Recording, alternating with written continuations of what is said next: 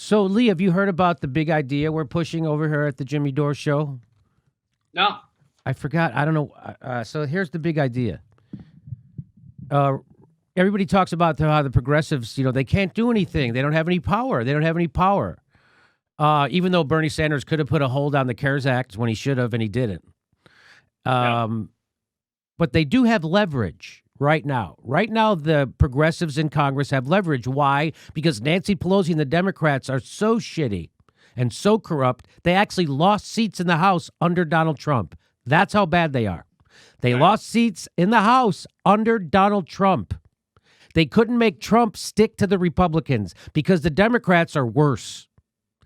And so right now, their majority is low. It's like somewhere between 12 to 15 seats. And some people think it's even Mark Pocan, the co-chair of the Progressive Caucus, said it's even less than that. It could be even less than that. Like he said, it could be down to at least 1 or 2 votes because people could be out because of COVID. So when the vote for Speaker of the House comes up, it could be just 2 votes majority that the Democrats have. So what does that mean? That means now the progressives, which there's at least 100 in the Progressive Caucus, but the real progressives are about 7 or 8 of them. We know who they are. Now we have 2 more. Cori Bush, who we had on our show. The first show to ever have Cori Bush on was our show. Cori Bush, Jamal Bowman. So now there's like 8 people, 6 or 7 or 8 people who are super progressive so they could tell Nancy Pelosi, we're not voting for you. We're going to withhold our vote until you promise to bring Medicare for all up for a vote on the floor. And if you want to risk your speakership, that's on you. So that's how you leverage power. So they don't have power, but that's how you use your leverage. And I'm fingers crossed. I'm trying to get everyone to amplify this message. I've been tweeting it out. I'll ask you to tweet it out if you do me that favor. And if you could talk about it on your show or whatever you could do, I'd be appreciative. And you don't even have to say it's my idea. Just say it's an idea that's out there. And because and a lot of people are on board for that. In the world. Marianne Williamson, Cenk Uygur, Brent Welder. I saw Crystal Ball. I saw Brianna Joy. There's a lot of people who are tweeting in support of this. Ryan Knight, lots of other people have tweeted out support of this or retweeted support of this. Aaron Mate, I'm pretty sure. If he hasn't, he's in trouble. So that's the big, what do you think of that big idea? I love it. It's so rare that the actual progressives have any leverage. So I think it's a great idea. So what are they going to ask for in return? So what they're going to ask for is for Nancy Pelosi to bring Medicare for all up for a vote on the floor in return for their vote for her as speaker. And if they don't, and if she doesn't agree to it, they withhold their vote and Kevin McCarthy becomes speaker. That's that. And people say, Jimmy, do you really think the squad should risk that? No, that's up to Nancy Pelosi. She's risking it. She could end that threat at any moment and say, yeah, I'll have a vote for Medicare for all, seeing as 90% of Democrats want it. And 70% of the entire country want it.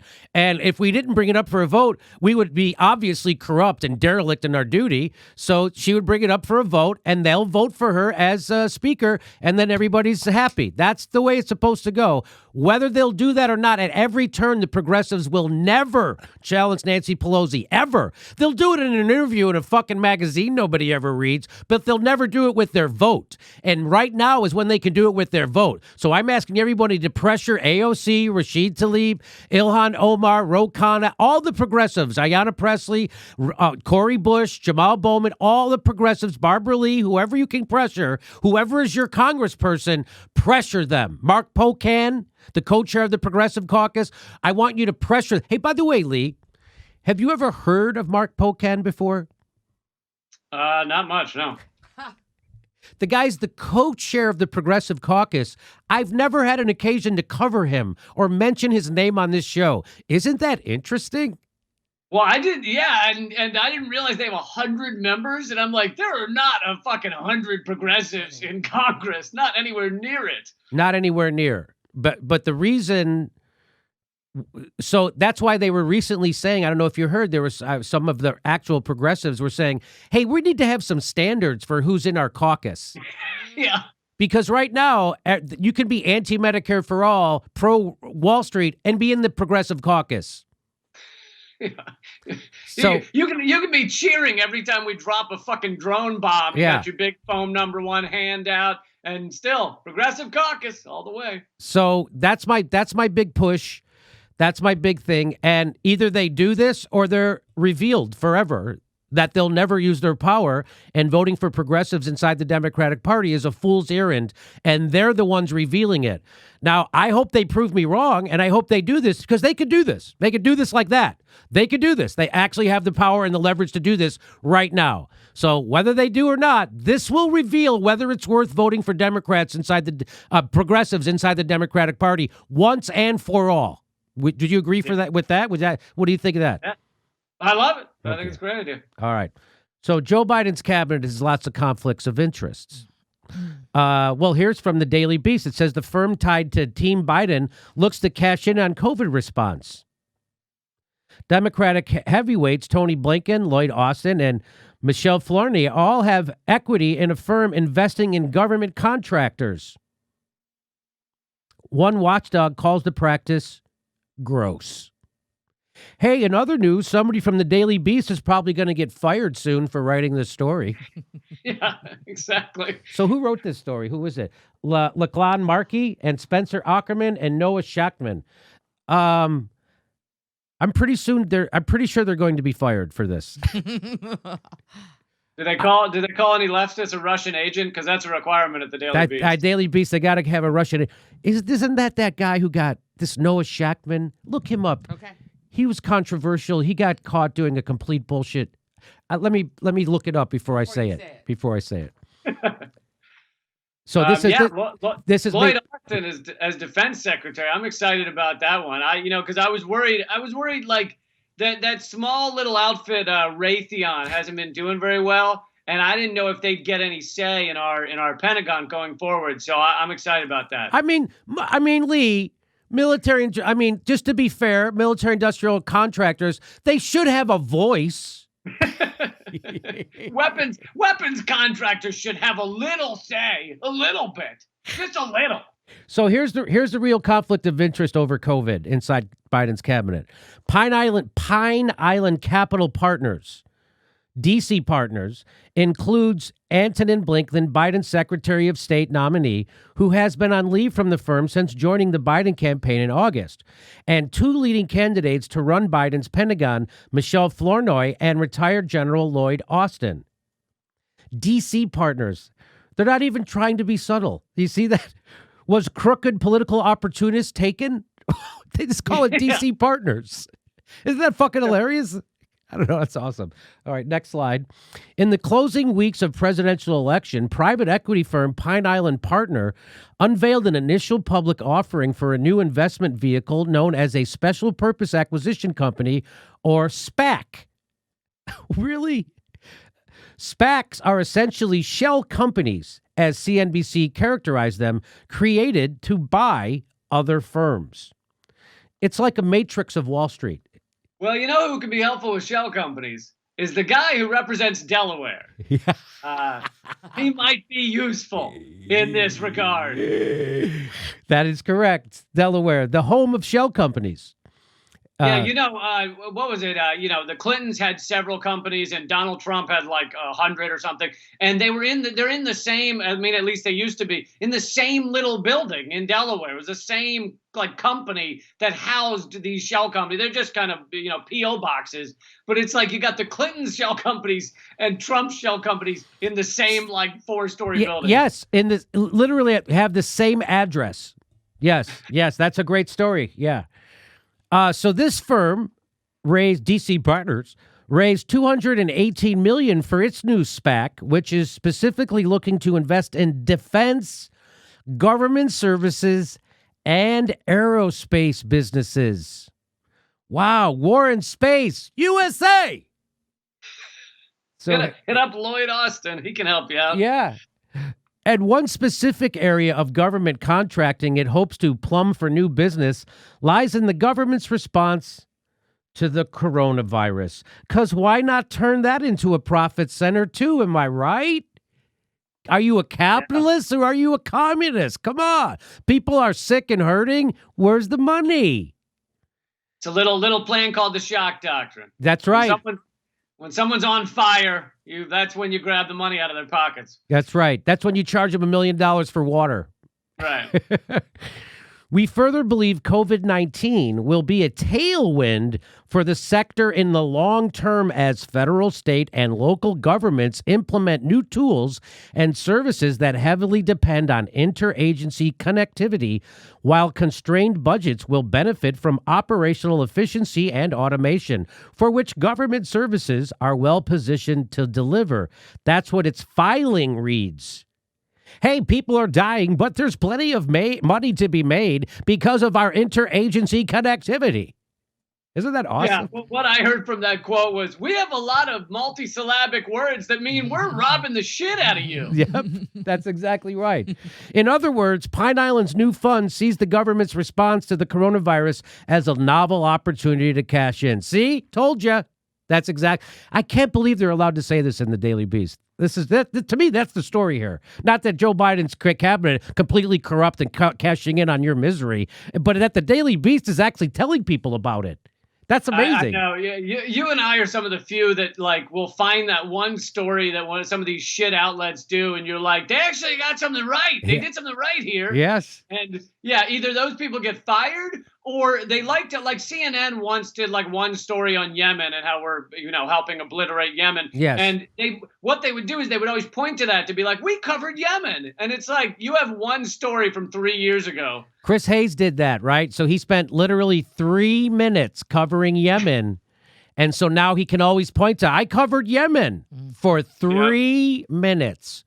And why did they let him cover it for 3 minutes? Because they could point to that and say, see, we covered it. Boom. And Chris Hayes, how does he work for an evil company like that and still sleep like a baby at night? Because the lie he tells himself is that if he wasn't there, they wouldn't even cover Yemen for 3 minutes. So he's actually doing a good thing. What he's actually doing is giving legitimacy to an evil organization, just like having progressives inside the Democratic Party gives the false impression to people that the Democrats are an opposition party. It's actually more insidious to have progressives inside that party. That's the theory of this show. We're going to find out in the first weeks of January whether that is true. I'm saying it is. We're going to find out. I hope they prove me wrong. I hope they vote. I hope they withhold their vote from Nancy Pelosi and get us a vote on Medicare for all. But let's go to the next slide here. For companies in the government contracting business, it's common to seek officials with experience and expertise in Washington. And former government officials with deep knowledge of and connections in the agencies that dole out high-dollar government contracts frequently secure gigs with companies looking to land that business. Capitalism's a death cult, baby. These kinds of conflicts of interest are particularly disappointing given justified criticisms of how the Trump administration has repeatedly used the government to further personal and financial interests. The government of Project on Government Oversight said. So isn't that something, Lee? You heard for 4 straight years how Trump is the most corrupt president ever in the history of blah, blah, blah, when we know that patently wasn't true. Joe Biden is more fucking corrupt, is a bigger war criminal. And here they are coming in doing completely grossly over-the-top corrupt shit. And you don't hear, this is the first I'm hearing of mainstream news people getting upset about it. Jimmy, the difference is they have the decency not to talk about it on TV. Whereas Trump would just talk about this shit. He'd talk about his corruption. He wouldn't call it corruption, but he reveals too much. He's got fucking diarrhea of the mouth, and he reveals how all this shit works accidentally. And so that's why he was a problem. That's why they had to get him out of there. I like the language. Even the critics, they use such soft language. These kinds of conflicts of interest are particularly disappointing. It's very disappointing to see the president appointing predators looking to enrich themselves to positions of power when the last president did that too. This could be said every 4 years. Yeah, it's like a community that's just been raped and pillaged going, this is particularly disappointing. And while this isn't uncommon, it's still gross.